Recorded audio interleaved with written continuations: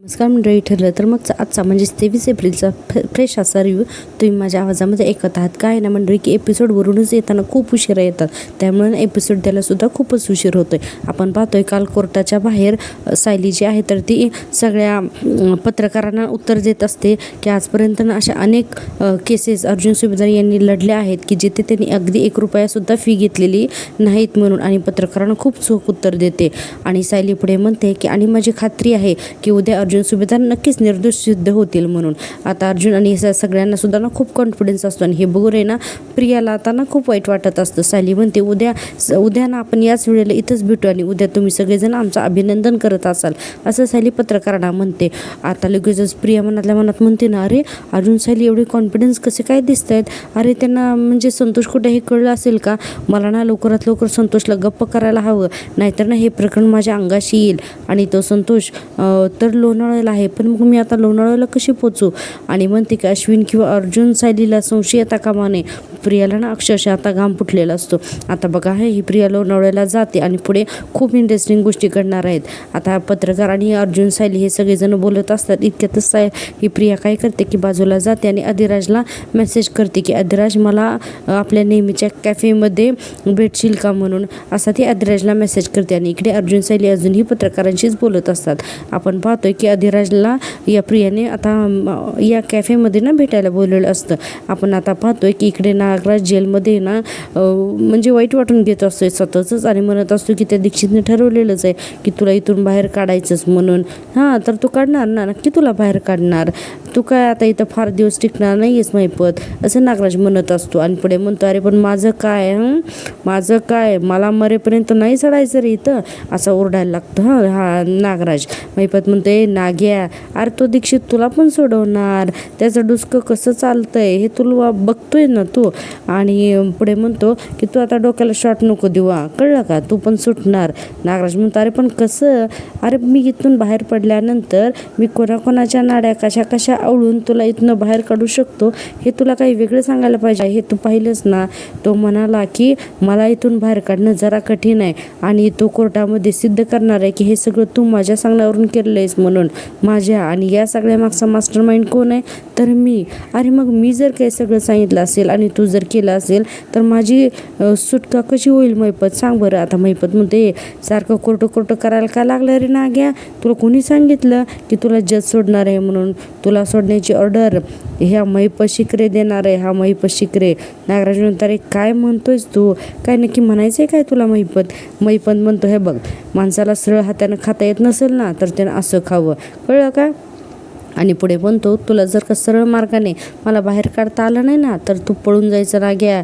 नागराज म्हणतो पळून जायचं, हे जेलमधून पळून जायचं काय शक्य तरी आहे का, काही काय, असं नागराज म्हणत असतो. आता बघा पुढे महिपत म्हणतो आहे बघ बाकीच्यांचं मला माहिती नाही पण मला शक्य आहे ते, कळलं का, त्यामुळे जास्त ना विचार करायचा नाही, गपगुमान पांघरून घ्यायचं आणि झोपायचं नाग्या काय. आणि पुढे म्हणतो की लवकरच तू सुद्धा गुबगुबीत गादीवर झोपणार आहे नागराज. आता असं म्हणल्यानंतर या दोघांचा म्हणजे हा नागराज तर विचार करायला लागतो की महिपत आता नागराजला कसं सोडवेल, हे सुद्धा भाग इंटरेस्टिंग आहे बघण्यासारखा. आता अधिराज म्हणत असतो असं कॅफेमध्ये भेटायचं, 1-2 तास घालवायचे आणि मग आपापल्या घरी निघून जायचं, हे मला नाही आवडत आहे म्हणून. आणि प्रिया बघ अगदी त्याच्यासमोर ड्रामा करत असते. अधिराज म्हणतो मला ना सतत तुझ्यासमोर राहावं वाटत असतो. प्रिया म्हणते तेच तर, पण ते कसं शक्य होणार आहे. अधिराज म्हणतो 3-4 दिवस माझ्या घरी राहायला ये, बेस्ट आयडिया आहे. पहिल्या दिवशी रात्री आपण डिनरला जाऊ, त्यानंतर फिल्म बघायला जाऊ, त्यानंतर लॉंग ड्राईव्हला जाऊ, मग आपण बंगल्यात परत येऊ, आणि मग दुसऱ्या दिवशी प्रिया म्हणते अरे थांब एवढी स्वप्न नको बघूस, आणि म्हणते की हे बघ 3-4 दिवसासाठी येणं तर अशक्य आहे, पण एखाद्या रात्रीसाठी मी येऊ शकते म्हणून. आता बघा सायली प्रिया पुढे म्हणते दुसऱ्या दिवशी दुपारपर्यंत तर मला घरी पोचायला हवं ना. अधिराज म्हणतो ठीक आहे मग नेक्स्ट वीक. प्रिया म्हणते अरे नेक्स्ट वीक तर माझ्या भावाची परीक्षा आहे ना, तर मग ना त्याचा सगळा अभ्यास आहे ना मलाच घ्यावा लागतो, काही फेकत असते नाही अधिराजला कळत असतं. प्रिया म्हणते आजच निघूयात का आपण, म्हणजे उद्या 3-4 वाजेपर्यंत आपण परत येऊयात. आता अधिराज म्हणतो वा नेकी और पूछ चला मग निघूया. आता ही प्रिया म्हणते नाही थांब पण तुझ्या घरी नको आपण जाऊया, आपण आहे ना बाहेर कुठेतरी जाऊया. हे बघ, तुला आणि मला ना पनवेलमध्ये कुणीतरी एकत्र बघितलं तर किंवा दुसरं कुणी बघितलं आणि नवऱ्याला सांगितलं तर खूप प्रॉब्लेम होईल रे. त्यामुळे ना पनवेलमध्ये नको भेटायला, आपण पनवेलच्या बाहेर एखाद्या रेस्टॉरंटमध्ये भेटायचं का? आता अधिराज म्हणतो, मला असं वाटते ना की आज माझी लॉटरीवर लॉटरी लागते म्हणून पनवेलच्या बाहेर जायचं आहे का? ठीक आहे, काही हरकत नाही, गोव्याला जाऊया. मी मस्तपैकी फ्लाईटची तिकीट बुक करतो, उद्या आपण दुपारपर्यंत वापस येऊयात. प्रिया म्हणते, नाही नाही नाही नाही, ऐक ना, नाही. अरे काही काय बोलतोयस तू? गोवा वगैरे काय बसणार आहे काय? एका दिवसासाठी काय आपण गोव्याला जाणार आहोत का? असं प्रिया त्याला लाडालाडात येऊन बोलत असते. हां, आता अधिराजला नक्की कळत नसतं गेला नक्की काय करायचं आहे ते. प्रिया अधिराजला म्हणते, इथे जवळ जाऊन आपण कुठेतरी लोणावळ्याला जायचं का? अधिराज म्हणतो, लोणावळ्याला? अगं लोणावळा खूपच जवळ आहे गं, त्यापेक्षा मग आपण कोकणात जाऊया ना.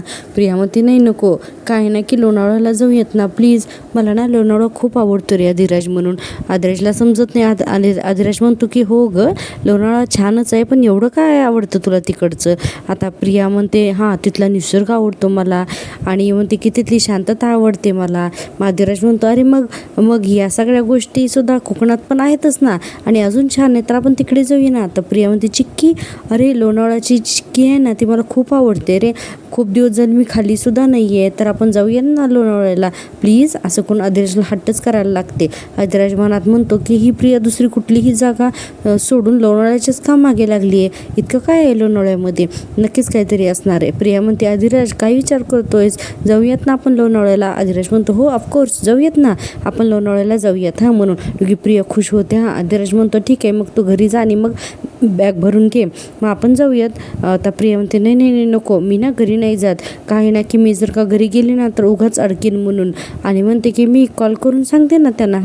काही अधिराज म्हणतो, ठीक आहे, नो प्रॉब्लेम, आपण वाट्यामध्ये शॉपिंग करूया दिवसभराचं, आणि माझे पण 2-3 कॉल्स आहेत तर ते सुद्धा मी कंप्लीट करून घेतो, चालेल? प्रिया म्हणते, हो चालेल ना, काही हरकत नाही, मीही आलीच. म्हणून आता प्रिया ना बघा, आता अश्विनला फोन करण्यासाठी ना म्हणून त्या कॅफेमध्येच जरा साईडला येते, आणि साईडला येऊन बघत असते. आता हा या अधिराजचं संपूर्ण लक्ष प्रियावर असतं. हां, आणि आता ही प्रिया लगेचच फोन लावते, तो म्हणजे अश्विनला. आणि आता अश्विनला वेळेत काढण्यासाठी याच्यासाठी तर 5 मिनिटाचा खेळ आहे. प्रिया म्हणते, हॅलो अश्विन, अरे माझ्याकडनं खूप महत्त्वाची न्यूज आहे. अश्विन म्हणतो, काय झालं? तर प्रिया म्हणते, अरे एक ना वेडिंग गाऊनची कंपनी आहे, त्यांना ना आमच्याकडून काही डिझाईन हवे होते, आणि तुला माहिती आहे माझ्या कंपनीला ना माझे डिझाईन जे आहेत ना तर ते माझ्या कंपनीने सिलेक्ट केलेत, आणि आता ना प्रेझेंटेशन द्यायचं आहे. अश्विन म्हणतो, अरे वा, ही तर खरंच खूप छान न्यूज आहे म्हणून. आणि असं अश्विनी म्हटल्यानंतर पुढे म्हणतो की कधी का प्रेझेंटेशन? तर प्रिया म्हणते, रे आजच आहे, आणि बँगलोरला आहे रे. आता अश्विन म्हणतो, बँगलोरला आणि आज आहे? तर लगेचच अधिराजचं संपूर्ण लक्ष प्रियाकडेच असतं. तर प्रिया लांब जाऊन बोलत असते. हां, अश्विन म्हणतो, मग तुला जावं लागणार आहे का बँगलोरला? प्रिया म्हणते, हो ना, आणि माझ्या मॅडम तर म्हणाल्यात की लगेच निघूयात म्हणून, आणि आमच्या कंपनीने ना तिकीट्स पण बुक केलेत. अश्विन म्हणतो, अच्छा, अगं पण हे असं प्रेझेंटेशन असं आहे त्यावेळेला करता येतं का? आणि हे म्हणजे अश्विनला हे जरा पटत नसतं. हां, अश्विन म्हणतो, नाही म्हणजे इतक्या महत्त्वाच्या मीटिंग्स तर आधी ठरत असतील ना. प्रिया म्हणते, नाही अरे, आता क्लायंटनुसार आम्हाला कसं नाचावं लागतं हे तर तुला माहिती आहे ना. आणि पुढे प्रिया म्हणते, पण तुला माहिती का रे, ही ना खूप मोठी ऑर्डर आहे, हे कॉन्ट्रॅक्ट जर का आम्हाला मिळालं ना तर या सगळ्याचं क्रेडिट कुणाला मिळणार आहे माहिती आहे ना. आता अश्विन हसायला लागतो आणि म्हणतो की मिसेस तन्वी अश्विन सुभेदारला, बरोबर आहे. आणि आता प्रियाच्या चेहऱ्यावर असे भाव असतात की याला मूर्खात काढणं किती सोपं आहे म्हणून. इकडे आपण पाहतोय की प्रिया अश्विनसोबत बोलते, तर अधिराज सायलीला फोन करतो आणि म्हणतो की ऐक ना सायली वहिनी, मी आणि प्रिया जी आहे ना तर ते लोणावळ्याला निघालो आहेत. आता सायली म्हणते, लोणावळा? आणि असं अचानक? अधिराज म्हणतो, हो गो, तिने ना मला फोन करून भेटायला बोलवलं होतं, आणि तू सांगितलं होतं ना त्या पद्धतीने मी तिला म्हणालो की आपण 2-4 दिवस माझ्या घरी जायला, आपण माझ्या घरी जाऊन राहूयात म्हणून. तर हे बघ, प्रिया म्हणायला लागली की लोणावळ्याला जाऊ म्हणून. मला काही कळलं ना ती लोणावळ्याबद्दलच का बोलते, पण तिनं खूपच घाई केली आणि खूपच हट्ट करायला लागली. म्हणायला लागली की आजच जाऊया लोणावळ्याला. मला असं वाटतं ना की काहीतरी स्पेसिफिक काम असेल ना तिचं लोणावळ्यामध्ये, आणि ती त्यासाठी ना माझा उपयोग करून घेते. सायली म्हणते, मलाही तसंच वाटतंय भाऊजी, कारण कारणाशिवाय प्रिया कुठली गोष्ट कधीच करत नाही. आणि इकडे अश्विन खुश होऊन हसत असतो आणि म्हणत असतो की I am so proud of you बायको. आणि प्रिया म्हणते, मग मी जाऊ का बँगलोरला? तर अश्विन म्हणतो, अगं तू काही माझी परमिशन मागतेस का? ऑफकोर्स जा, फक्त ना परत कधी येणार आहे ना ते सांग. प्रिया म्हणते, अरे उद्याच येणार आहे. आणि अश्विन, तू घरच्यांना सांगशील ना रे? तर अश्विन आणि प्रिया म्हणते की ते माझ्यावर चिडणार तर नाहीत ना? अश्विन म्हणतो, अगो तुझ्यावरती कोणीही चिडणार नाही, उलट ना त्यांना तुझा अभिमानच वाटेल. बरं तू आता तुझ्या कामावरती फोकस कर आणि ऑल द बेस्ट. ओके. आता प्रिया पण ना त्याला बघायला हा अगदी लाडीगोडी लावून म्हणत असते ओके थँक्यू लव्ह यू असं करत असते. अश्विन बिचारा लव्ह यू टू म्हणून फोन ठेवून टाकतो आणि त्याला नाही या सगळ्या गोष्टीची कल्पना सुद्धा नसते की हिचं मास्टर माइंड डोकं काय आहे ते. इकडे सायली म्हणत असते की बरं भाऊजी तुम्ही लोणावळ्यामध्ये कुठे कुठे जाताय ना ते मला कळवत राहा आणि प्लीज प्रियावरती लक्ष ठेवा. हां आदर्श म्हणतो जे काय होईल ना ते मी तुला सगळं सांगत जाईन वहिनी म्हणून. आणि इतक्यातच आपण पाहतोय की प्रिया पाठीमागून येते म्हणजे अधिराजच्या जवळ आणि लगेचच त्याचा हात काय पकडते आणि म्हणते निघूयात आपण. आता अधिराजला ना सायलीशी बोलत असतो तर अधिराज म्हणतो मीटिंग उद्या जी होणार होती ना तर ती कॅन्सल करा आपण परवा भेटूया असं सायलीला म्हणतो आणि फोन ठेवून टाकतो. आणि आता प्रिया त्याला चल म्हणत असते आणि आपण पाहतो की इकडे आणि अधिराज म्हणतो की आय जस्ट कांट वेट 24 तास आता तू फक्त माझी आहेस म्हणून. आणि प्रिया लगेचच त्याच्यासमोर हसून काय बघत असते. अधिराज म्हणतो निघूयात तर प्रिया म्हणते हो म्हणून आता हे दोघेजण तिथून निघून जातात. सायली इकडे म्हणते बहुतेक प्रिया आली असेल तिकडे म्हणून अधिराज भाऊजी काय तर वेगळंच बोलायला लागले म्हणून. आणि म्हणते की पण ही अचानक प्रिया लोणावळ्याला कशी काय गेली असेल. बरं आपण पाहतोय की इकडे घरी अर्जुन अश्विन त्याचबरोबर सायली चैतन्य आणि आता कल्पनाताई प्रतिमाताई हे सगळेजण कोर्टातून आलेले असतात. आणि आता सुमन जे आहे तर ते अर्जुनवरून तुकडा ओळून टाकते त्यानंतर त्याच्या पायावरती पाणी घालते आणि अर्जुनला म्हणत असते की अर्जुन असाच यशस्वी हो आणि तुला ना कोणाची दृष्ट न लागू दे असं सुमन म्हणत असते. आता विमल म्हणते अश्विन दादांचा फोन आला ना तेव्हापासून आम्ही तुमची वाट बघत होतो. आणि पुढे म्हणायला लागते की प्रतापराव म्हणतात की हो रे मला पण अश्विनचा कॉल आला आणि मी मीटिंग लगेच संपवली आणि तडक इथे निघून आलो म्हणून. आता अस्मिताला खूप आनंद झालेला असतो अर्जुनला बघून. आता अस्मिता म्हणते अर्जुन हार्डियस्ट कॉंग्रॅच्युलेशन म्हणून आणि म्हणते की तू सुटशील हे मला माहितीच होतं रे. आणि खूप भावनिक होते अस्मिता इथे. आणि आता डायरेक्ट जाऊन चैतन्याच्या गळ्यात अर्जुनच्या गळ्यामध्ये पडते आणि आता ती थोडीशी रडविली होते. आता सगळेजण बघत असतात या अस्मिताकडे आणि अर्जुन म्हणतो मी आत्ता फक्त बेलवर सुटलोय अस्मिताई. अस्मिता म्हणते पण तरीसुद्धा तू घरी आलास नाही खूप आहे माझ्यासाठी म्हणून. अस्मिता पुढे अर्जुनला म्हणते आणि तू निर्दोष सुटणार आहेस हे सांगण्यासाठी मला कोणत्याही ज्योतिषाची गरज नाही आहे. आणि म्हणते की अर्जुन तुझे जेलमध्ये खूप हाल झाले असतील ना रे. अर्जुन म्हणतो की ॲक्च्युली तुला खरं सांगू का तू नव्हतीस ना गं जेलमध्ये त्यामुळे ना तिथे खूप शांतता होते आरामात होतो मी तिथं. आणि असं म्हणून अर्जुन चांगली चेष्टा करतो. अस्मिता जोरात फटका मारते त्याच्या हातावरती. आता इकडे अश्विन म्हणत असतो अस्मिताताईने मला सक्त ताकीद दिली होती की कोर्टात निकाल लागल्याबरोबर तिला कॉल करायचा म्हणून गाडीत बसल्यावर पहिला कॉल मी तिलाच कॉल केला आणि मग सांगितलं की दादा घरी येतो आणि मगच मी डॅडला कॉल केला. आता सुभेदारांच्या घरातलं वातावरण छान आणि आनंदी झालेलं असतं कारण अर्जुन घरी आलेला असतो ना म्हणून. अर्जुन म्हणत असतो की खरं सांगू तर मला चैतन्य सायली आणि इन्स्पेक्टर सावंत यांची खूप मदत मिळाली म्हणून तर मला बेल मिळू शकली म्हणून. अर्जुन म्हणतो की ॲक्च्युली सॉरी अर्जुन रे माझी ना तुला खूप जास्त मदत व्हायला हवी होती पण त्या मोमेंटला मी कसा ब्लँक झालो ना मला कळलंच नाही रे म्हणून. कारण काल कोर्टामध्ये अचानक चैतन्य ब्लँक झालेलं होतं ना आणि त्यामुळे तिथून पुढची आर्ग्युमेंट आली होती. अर्जुन म्हणतो अरे हो मलाही तेच विचारायचं होतं की तू इतका एक एक्सपिरियन्स वकील आहे मग तू एवढा असा गडबडला का आणि शांत का झालास म्हणून मलाही ते काही समजलंच नाही रे. सायलीमध्ये हो चैतन्य भाऊजी अचानक काय झालं होतं तुम्हाला तुम्ही असे गप्प का बसलात म्हणून. चैतन्य म्हणतो अरे अर्जुन मला ना कळलंच नाही नक्की मला काय होत होतं ते. त्या मोमेंटला ना मला असं वाटलं की इतकं दडपण आलं आहे ना मला की अरे मी एक शब्द जर इकडचा तिकडचा बोललो असतो ना तर तुझ्या करिअरवर सगळा इफेक्ट झाला असता आणि सगळं तुझ्या आयुष्यावर बेतलं असतं रे म्हणून मी गप्प बसलो मला काहीच समजतच नव्हतं रे. आणि पुढे बघ अर्जुन म्हणतो की हे बघ अर्जुन असं म्हणतात ना की डॉक्टरने आपल्या जवळच्या माणसाचं कधी ऑपरेशन करू नये. ते अगदी खरं आहे रे. कारण काय आहे ना की डॉक्टरने त्याच्या जवळच्या आणि तसंच ना डॉक्टरनी आपल्या जवळच्या माणसाचं ऑपरेशन करू नये ना तसंच एका वकिलाने आपल्या जवळच्या माणसाची केस घेऊ नये. खूप रिस्की असतं रे.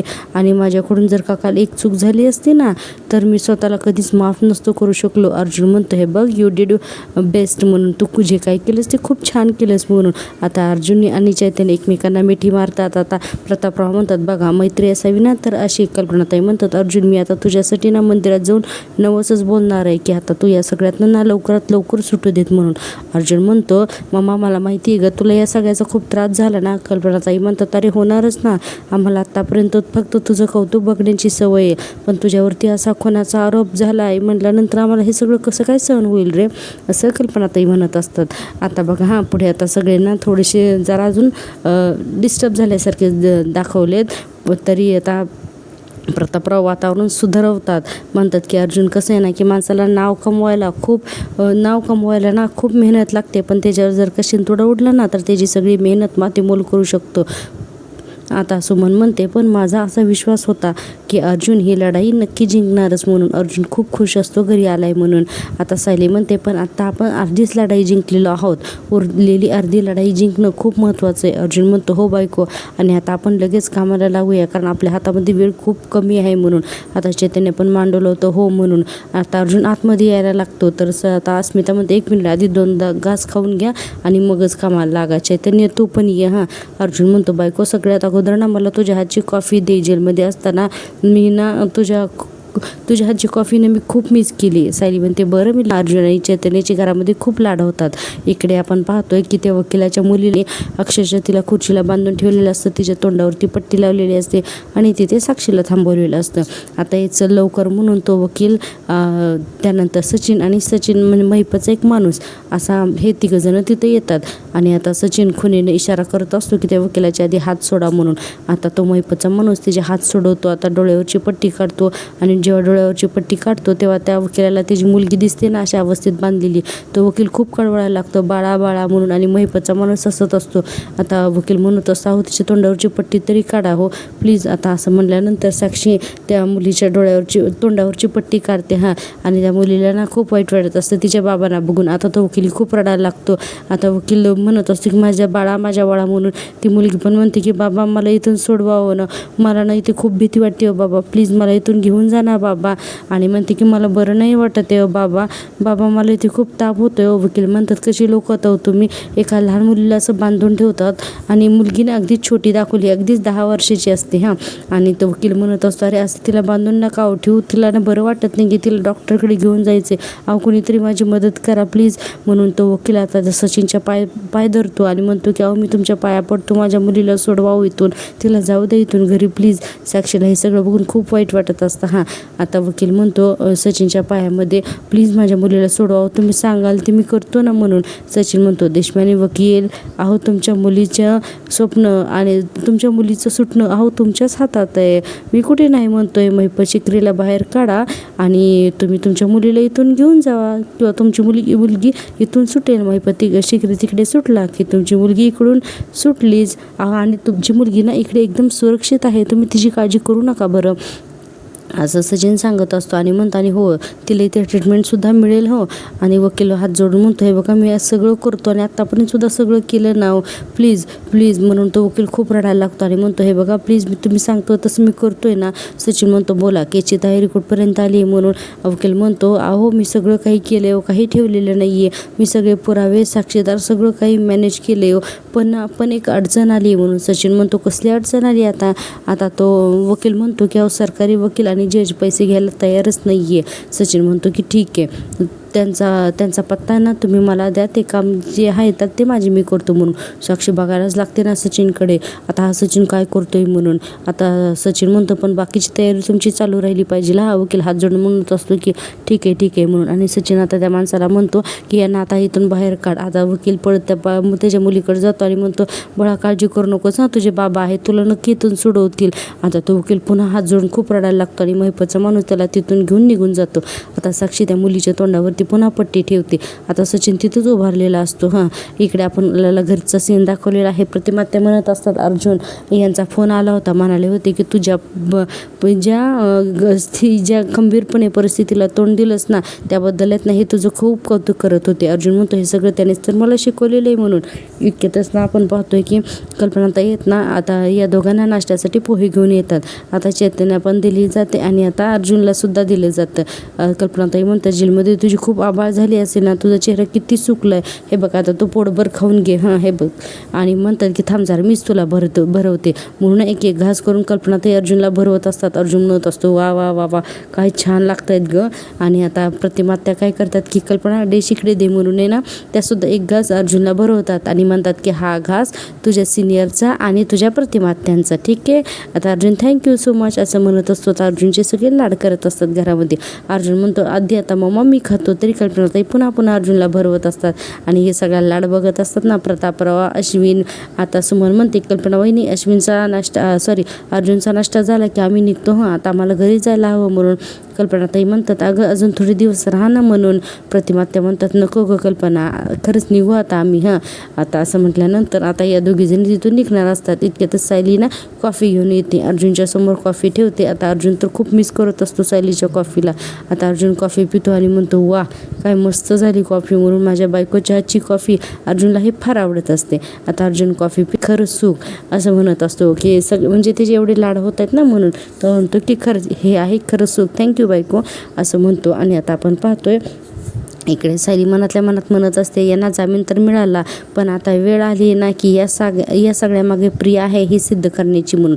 आणि आता इन्स्पेक्टर सावंत जे आहेत ना तर ते पोलीस स्टेशनमध्ये त्यांचं इन्व्हेस्टिगेशन चालू असतं. तिथे काही गोष्टी असतात म्हणजे पुरावे वगैरे तर ते पाहत असतात. इकडेला ना त्या संतोषचं वर्णन सांगत असतो की जो संतोष कसं दिसतोय तो, आणि तो स्केच आर्टिस्ट जो आहे तर तो त्याचं चित्र काढत असतो. आता तिथे कॉन्स्टेबल पाटीलसुद्धा असतात, इकडे सावंत पण बसलेले असतात. तोपर्यंत सावंतांना फोन येतो, तो असतो इन्स्पेक्टर पाटकरचा. तो म्हणतो ए सावंत एक फाईल पाठवतोय तुला, लोणावळ्यामध्ये एक चोरी झाली होती, चोर तिथून पळून गेलाय तर त्याला शोधायची वरून ऑर्डर, या केसचा चार्ज घे आणि हातातली सगळी कामं टाक आणि चोराच्या मागे लाग, चल असं म्हणतो. पडळकर पुन्हा मस्तीमध्ये फोन करत असतो या सावंतांना, कारण तो तर आता सस्पेंड झालेला असतो. सावंत म्हणतो ओके सर म्हणून फोन ठेवतो. इकडे आपण पाहतोय इकडे साक्षी सचिनला म्हणत असते की सचिन पुढचा प्लॅन काय रे आता म्हणून. आणि पुढे म्हणते की म्हणजे सरकारी वकील आणि जज यांना तू कसं मॅनेज करणार आहेस. सचिन म्हणतो जर का ते पैशांच्या जोरावर ऐकणार नसतील ना तर त्यांना बंदुकीचा धाक दाखवावंच लागेल मला, आणि दुसरं ऑप्शनच नाही आपल्याकडे. साक्षी म्हणते हो बरोबर आहे ते, आणि म्हणते की ऐक ना आपल्याला ना हिला डॉक्टरकडे घेऊन जावं लागेल. सचिन म्हणतं हे त्याची काही गरज नाही आहे, त्या देशपांडेच्या समोर मुद्दाहून मी असं बोललो होतो की हिला ट्रीटमेंट मिळेल म्हणून. अरे ताप आणि सर्दीने काही कोणी मरत नाही रे.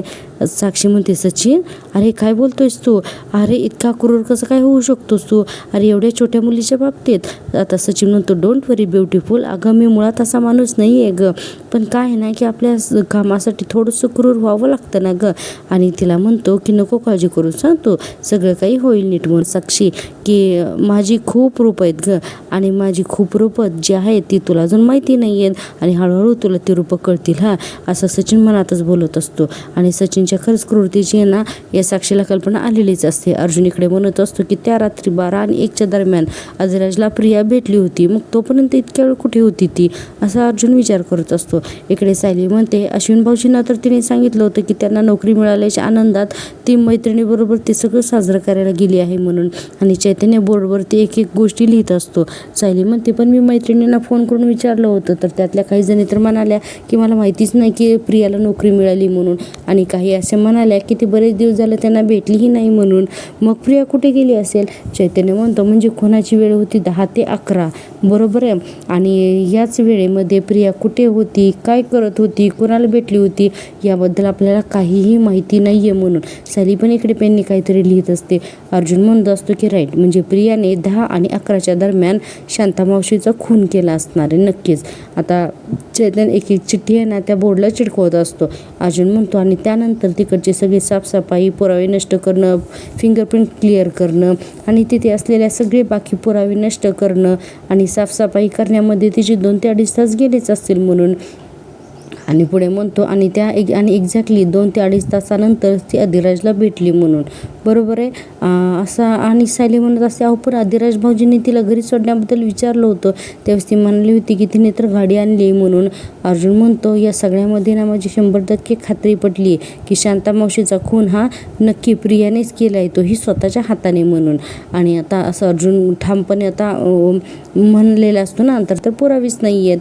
आता काय करायचं, आता हा विचार हे तिघजण करतच असतात. पुन्हा पोलीस स्टेशनमधला सीन दाखवलेला आहे की इकडे जयेश आहे ना ते अगदी मन लावून त्या संतोषचं वर्णन सांगत असतो, आणि इकडे कॉन्स्टेबल पाटील जे आहेत ना तर ते फाईल देत असतात सावंतांना, आणि सावंत काम करत असतात पण सावंतचं काही लक्ष लागतच नसतं. सावंत म्हणतात की शांताच्या खुनामध्ये मिळालेल्या या वस्तूंमध्ये खुन्याचे काही धागेदोरे अजिबातच कसं काही मिळत नाही आहेत. का दिसत नाही आहेत, कारण आता प्रियाने तर ते सगळे मिटवलेले असतात ना आणि उरलेले तर पाठीमध्ये जाळून टाकलेले असतात. आता काय होतं की त्या पडळकरनी जी केस चोर सांगितलं आहे ना की पकड म्हणून फोनवर या इन्स्पेक्टर सावंत यांना, तर त्याचा फोटो आहे ना, तर तो तिथं आलेला असतो. इकडे कॉन्स्टेबल पाटील म्हणत असतात स्केच आर्टिस्टला की झालं आहे का, तर जयेश म्हणतो हां सेम असाच दिसायला होता, कारण त्या स्केच आर्टिस्टनं आता संतोषचं स्केच अगदी हुबेहूब काढलेलं असतं. आता कॉन्स्टेबल पाटील काय करतात, ते स्केच घेतात आणि आता इन्स्पेक्टर सावंत आहेत ना तर त्यांच्याकडे जातात आणि म्हणतात हे बघा साहेब, जयेशने सांगितलं ना त्या पद्धतीनं त्या रात्री भेटलेल्या माणसाचं स्केच हे असं काढून झालेलं आहे म्हणून.